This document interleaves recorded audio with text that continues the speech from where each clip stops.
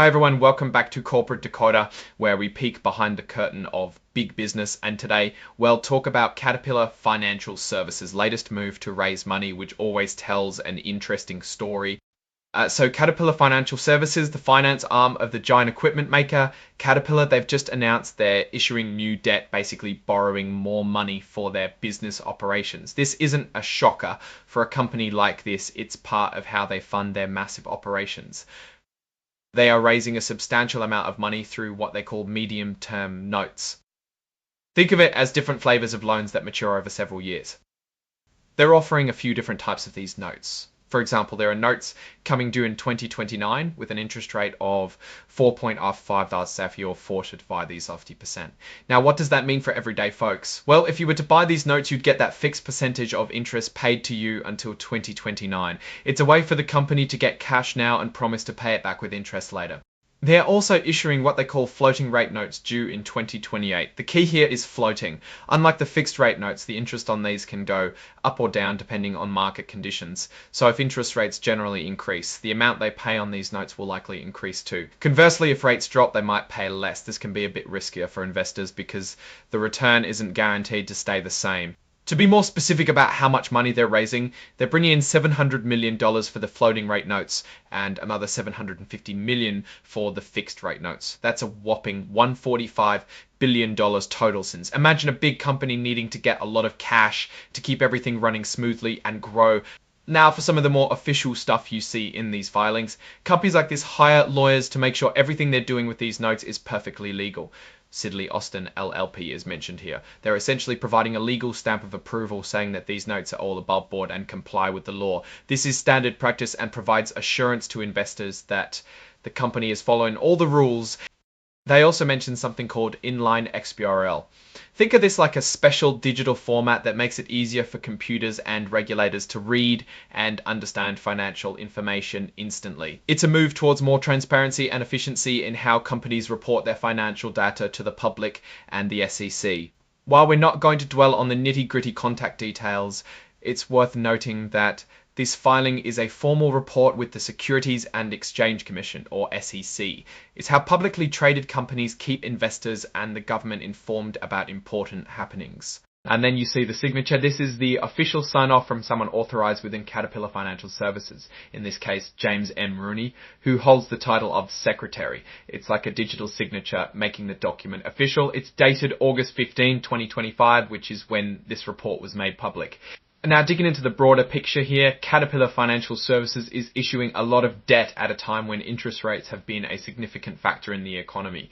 The fact that they're issuing both floating and fixed rate debt suggests they're trying to manage their interest rate risk effectively. They're likely hedging their bets, securing some predictable costs with fixed rate debt while allowing for potential savings if rates fall with floating rate debt. Consider the parent company, Caterpillar. They sell massive expensive equipment like bulldozers, excavators and engines. Their customers often need financing to make these big purchases.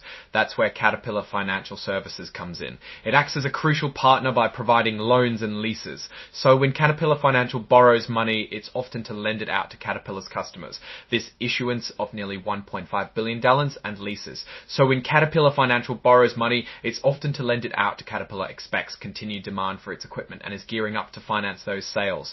Looking at the broader economic context, companies usually issue debt when they are confident in their ability to repay it, which often correlates with a positive outlook for their industry and the economy. For Caterpillar, this means they believe the construction, mining and energy sectors, which are major buyers of their equipment, are likely to remain robust. However, as investors, we always want to look a little deeper. While raising capital is normal, the amount and the timing can tell us a lot. Issuing this much debt could also increase the company's leverage, meaning they have more debt relative to their equity. Too much leverage can be a double-edged sword. On one hand, it can amplify returns when things go well. On the other hand, it magnifies losses when times get tough and increases the risk of financial distress if they can't meet their debt obligations, entering things go well.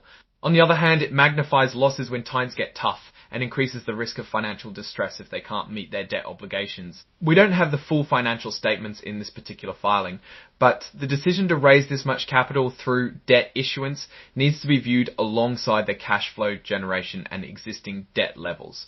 We'd want to see if their earnings are growing fast enough to comfortably cover the interest payments on this new debt and their existing debt. Ultimately, this filing shows Caterpillar Financial Services is actively managing its funding needs to support the broader Caterpillar business. They are raising a significant amount of money, diversifying their debt structure with both fixed and floating rates, and ensuring they have the capital to fuel future sales.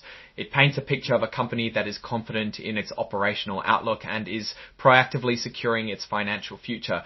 So, what's my take on this? Caterpillar Financial Services is taking a bold step, borrowing a substantial amount of money. This shows confidence in their business model and future sales for the parent company. The mix of fixed and floating rates is a smart strategy to manage interest rate fluctuations.